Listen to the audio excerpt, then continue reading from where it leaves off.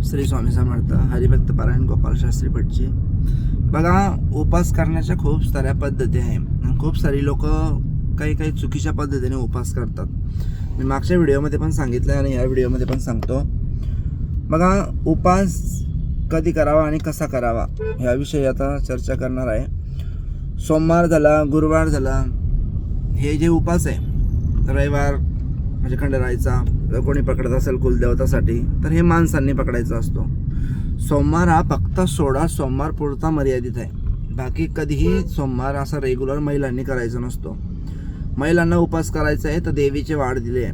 हे वार ठरलेले पूर्वीपासूनच. मंगळवार आणि शुक्रवार हा जो वार आहे हा देवीचा वार असतो. तो कुलदेवतेचा वार समजून आपण करायचा असतो. काही लोक संतोषी माताचा करतात, कोणी वैभव लक्ष्मीचा शुक्रवार करतात.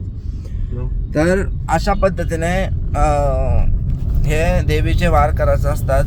मंगळवार आणि शुक्रवार जे आहे हे म्हणजे देवीचे वार आहे. गुरुवार जो आहे तो महालक्ष्मीचा फक्त डिसेंबर महिन्यापुरता म्हणजे मार्गशीर्ष महिन्यापुरताच मर्यादित आहे. बाकी नंतर कधी डेली गुरुवार उपास करायचा नसतो. मी खूप व्हिडिओमध्ये या गोष्टी सांगत असतो. म्हणून सर्वांनी उपास कधी करावा, कसा करावा.